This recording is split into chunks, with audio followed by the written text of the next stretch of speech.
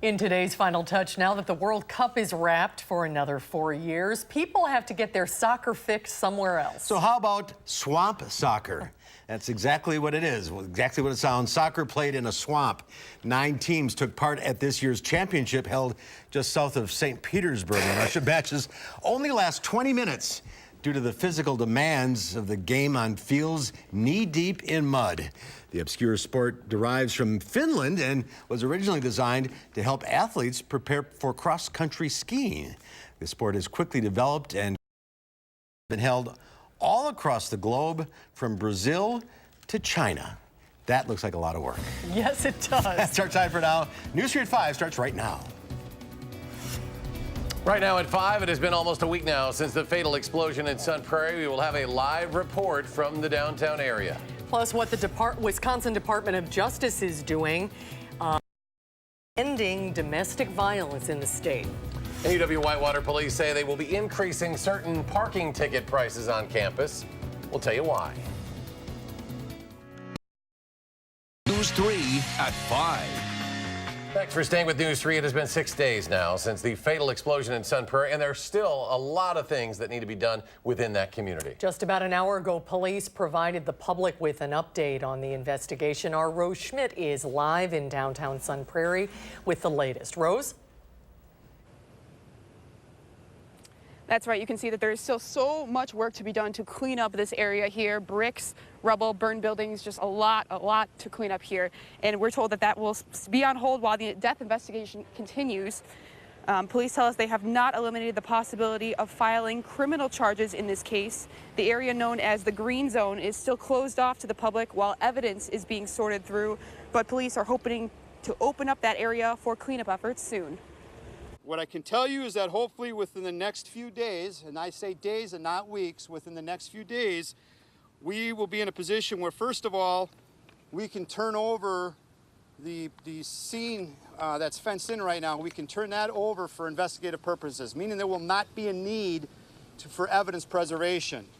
However, that does not mean that the investigation will be concluded. News 3 was the first to report that Verizon Wireless confirmed it contracted with Bear Communications to expand its wireless network in this area. Bear Communications identified VC Tech Inc.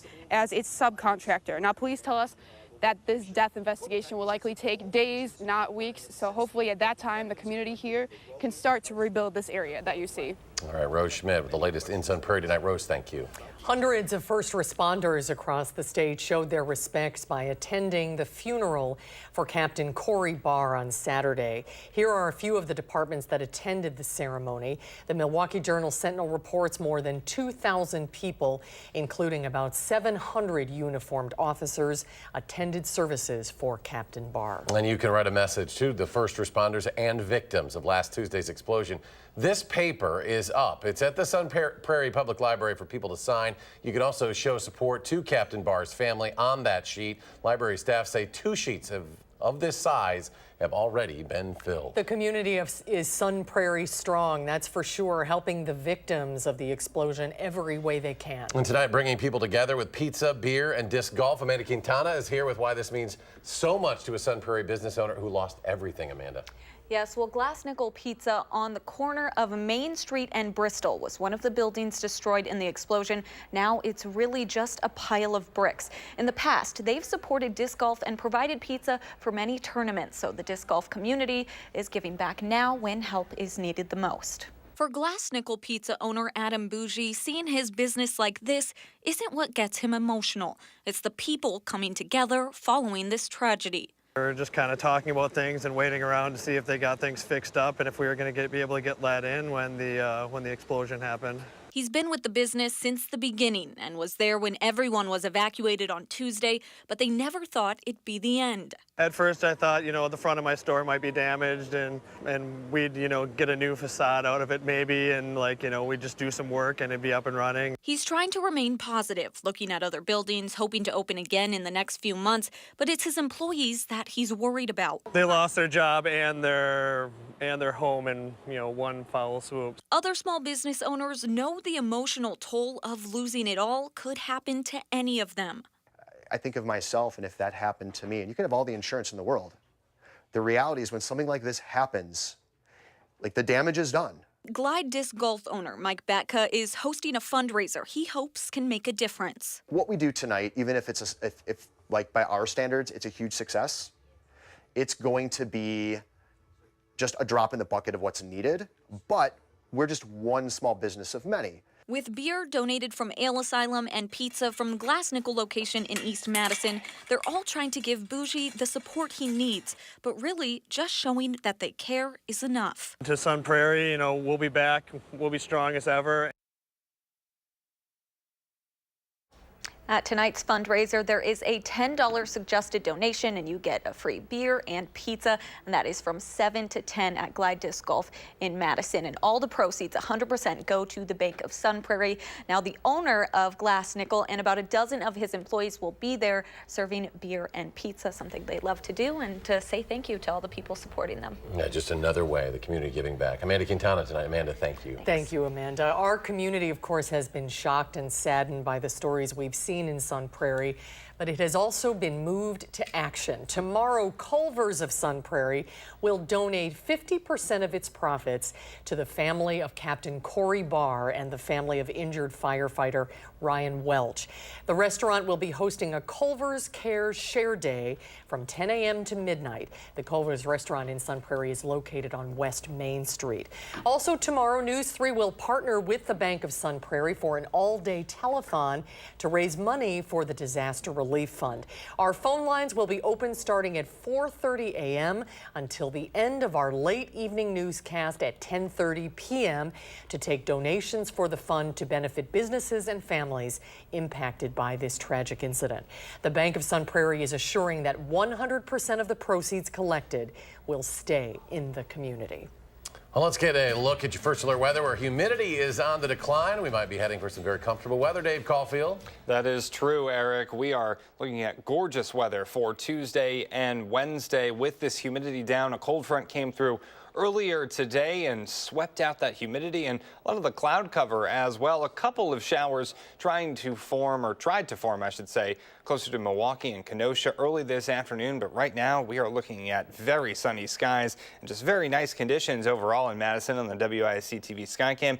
83 degrees, calm wind, that dew point down to the upper 50s, and that is the big difference outside because temperature is still a little bit on the warm side in some spots. 82 in Monroe and in Mineral Point, 86 in Boscobel, and 82 in the Dells, but dew points are into the upper 50s. Some of us, like the Dells, barely hanging on to the 50s. Look at this dew point change over the last 24 hours, about 15 to 25 degrees less humid compared to this time yesterday. Wind speeds after that front out of the northwest at about 5 to 10 miles per hour. This evening, temperatures falling through the 80s and 70s into the mid 60s. Cooler, less humid, and mostly clear. We'll talk about this very nice weather on the way, plus when storm chances return in your first alert forecast in just a few minutes. All right, thank you, Dave. A woman who reportedly attended Governor Scott Walker's presidential campaign launch in 2015 and posted a picture of herself with him has been charged with being a covert agent for Russia inside the U.S.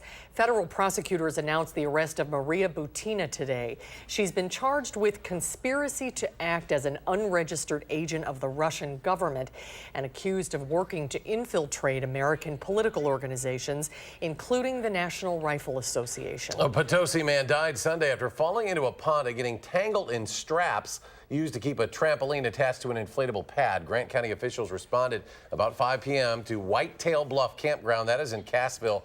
Deputies were told 47-year-old Mike Hanfeld jumped from a trampoline to an attached inflatable pad. He then fell backwards between the trampoline and that pad, got tangled in the tethering straps. Witnesses got him out of the water, started CPR. He was eventually taken to UW Hospital by MedFlight, where he died from his injuries. Pittsburgh police are investigating after a man was shot last night. Police say it happened just before 9:30 in the 5100 block of Anton Drive. When officers arrived at the scene, they found evidence of a disturbance and shell casings.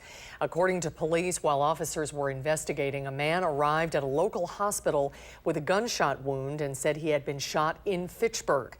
Police said they're continuing to investigate and do not believe believe there is any danger to the public at this time.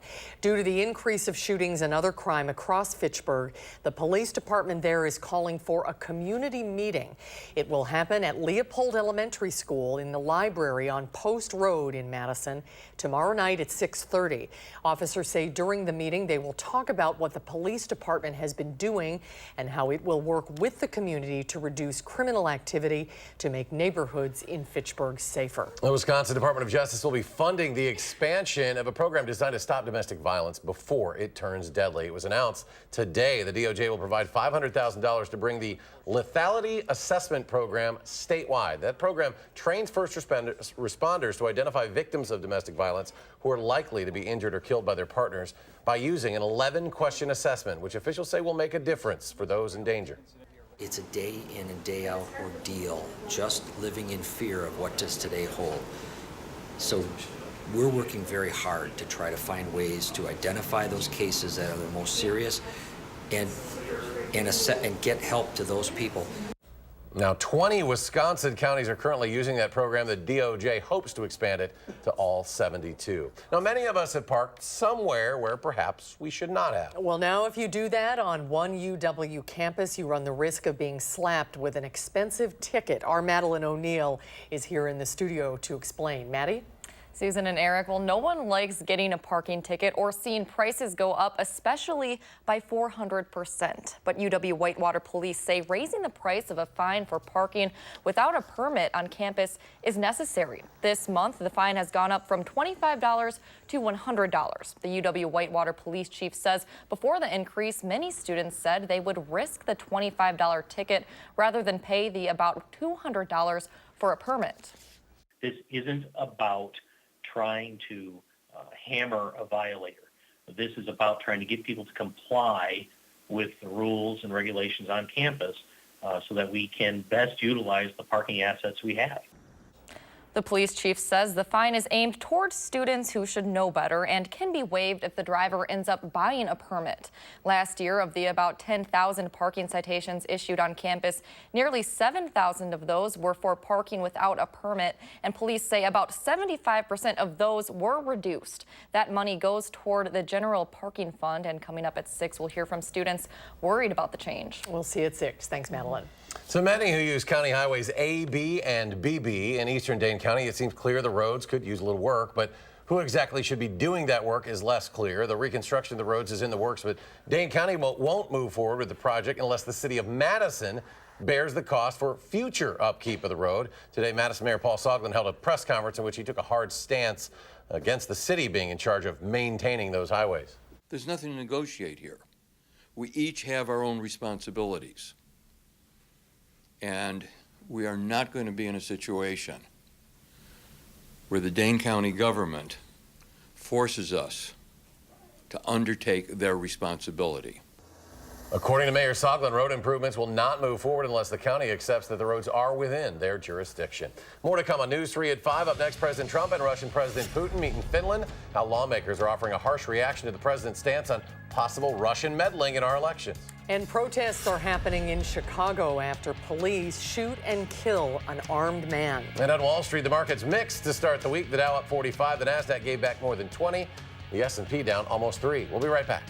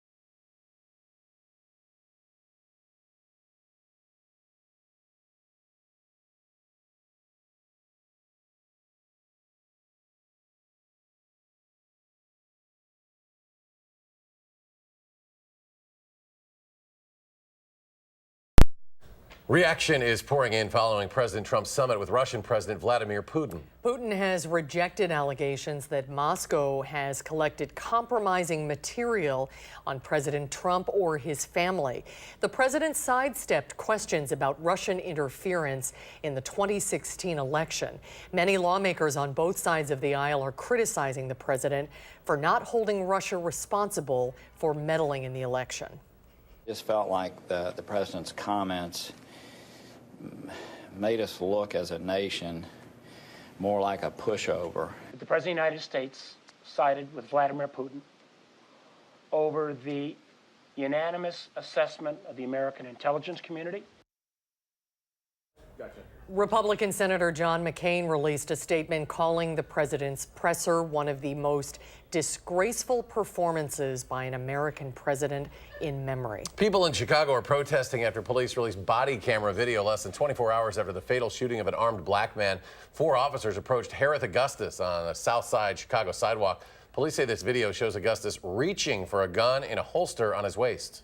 The decision to use lethal force is made in a split second, and it's based on the safety of the officer and also that surrounding community. Demonstrators converged near the shooting site Saturday, throwing bottles and trash, jumping on a squad car, clashing with officers who responded with batons. There were 4 arrests. Some officers were injured. Chicago PD says the man did not have a concealed carry permit. The officer involved has been taken off the street and placed on administrative duty. A deadly wildfire is burning near Yosemite National Park, scorching more than 9,000 acres.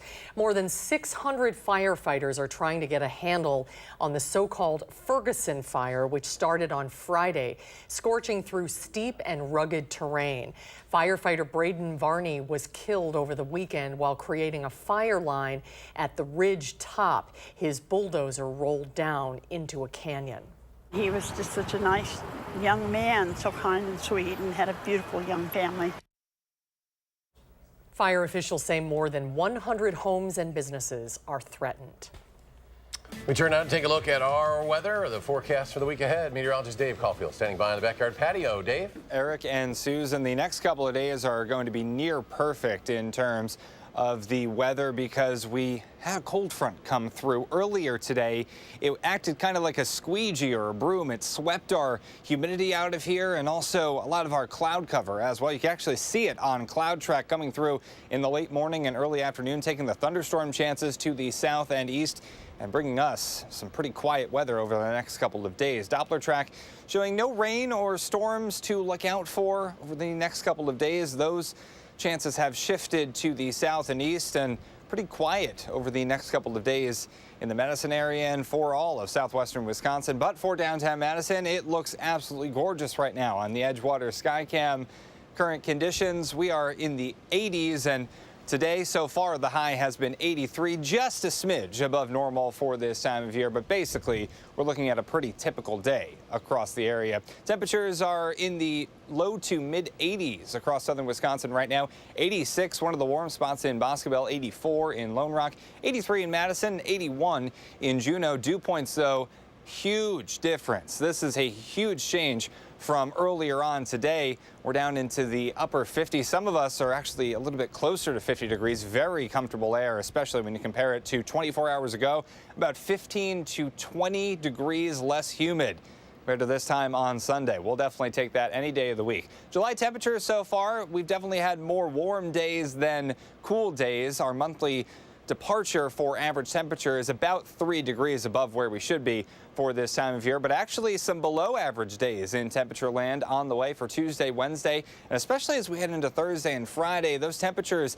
dip into the 70s because we do have more storm chances on the way Thursday and Friday. A low pressure system coming into town, but let's take a look at future track as to what is happening over the next couple of days. High pressure sliding in, bringing cooler and drier air. The jet stream helping with that as well, and that cold front long gone. And we won't miss it. We'll definitely enjoy the weather that it created over the next couple of days with this high pressure system slowly moving across the upper Midwest. But we could see that new low pressure system on the way later on Wednesday and into the later portions of Thursday. That's when I think those storm chances start to go up again across southern Wisconsin. Tonight, though, mostly clear, cooler and less humid. A great night to open the windows. Great sleeping weather on the way with temperatures in the upper 50s for tomorrow. Mostly sunny, pleasantly warm, low humidity, lots of sunshine, just a near perfect day across southern Wisconsin. And temperatures tonight were falling through the 70s and 60s pretty quickly and dipping into the upper 50s. I do think we'll reach highs near 80 degrees tomorrow with just a few clouds. The clouds may be on the increase just a little bit as we go into Wednesday, but I do think the storm chances hold off until we get to Thursday and especially on Friday. Your 7-day forecast showing those temperatures back into the 80s for the weekend. A slight shower or thunderstorm chance can't be ruled out on Saturday, but they're gone by Sunday and Monday with temperatures in the mid-80s. More slight chances for storms on Tuesday, and then temperatures back into the 70s for next Wednesday and Thursday. Now let's take a look at your first alert traffic update. Taking a live look at Stoughton Road and the Beltline, we are looking pretty good at the present time. No major accidents or incidents to report across Dane County, but we are seeing those normal slowdowns on the Beltline, as you might expect. Lots of yellow and red showing up pretty much all across the Beltline on both sides. Verona Road to John Nolan, that's the slowest spot eastbound, showing up at 10 minutes, average speed of about 25 miles per hour. And some other routes in the other direction, westbound, that same stretch is 8 minutes, an average speed of around 30 miles per hour. And that is your first alert traffic for the next couple of days. Thanks to this cold front, it just feels magnificent outside. Wow. Yes, good magnificent. There it is. All right, thank you, Dave. Still on a News 3 at 5, shoppers across the nation are getting ready for Amazon Prime Day. We'll tell you some of the best deals in store and online when we come back.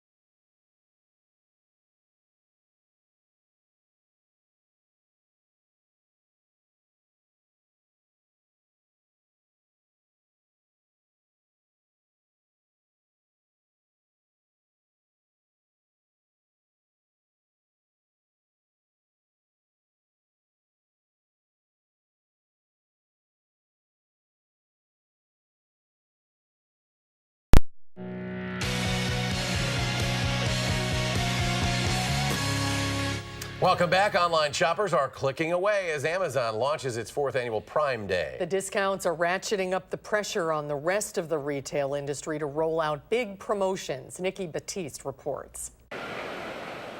This year's Prime Day is longer and more ambitious than ever. Amazon is extending its 4th annual promotion to 36 hours, with the biggest discounts starting Monday afternoon.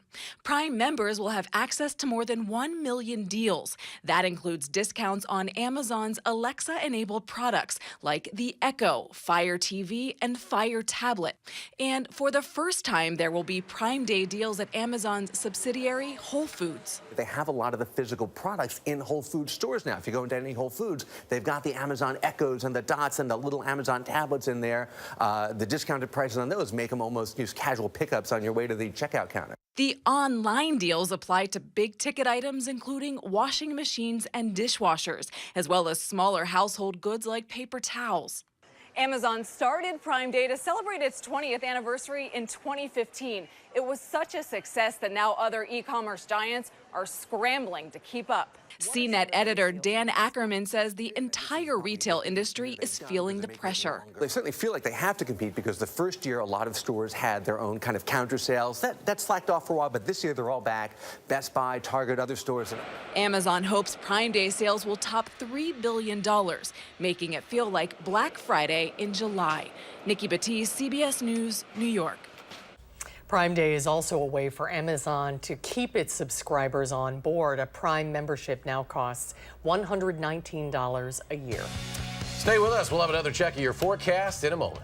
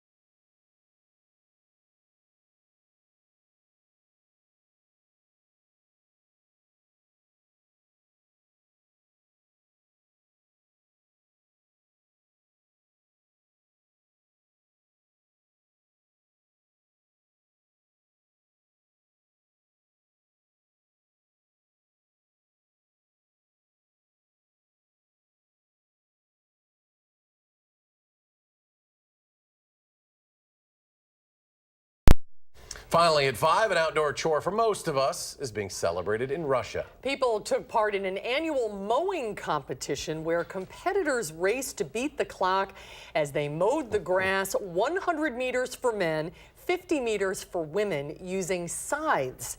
Referees carefully checked the mowed grass, adding 20 seconds to the racers' times if there is any grass left longer than 5 centimeters. That's how Canalti cuts his grass, actually, with the side there. It's what our lawns are looking like if we can get some rain coming our way. It's been dry, but some areas got a big rush of rain yesterday. Yes, and we don't have any rain chances over the next couple of days, so if you have to cut the grass for Tuesday and Wednesday, it's looking nice. Right now, it's looking nice in Platteville on our Queen Bee Radio Skycam with lots of sunshine. Temperatures in the 80s, but dew points are in the 50s, so very comfortable air finally in town, and it's here to stay into tomorrow with temperatures in the low 80s for highs. Dave, thanks. We'll be back in 30 minutes with more news. The CBS Evening News coming your way next.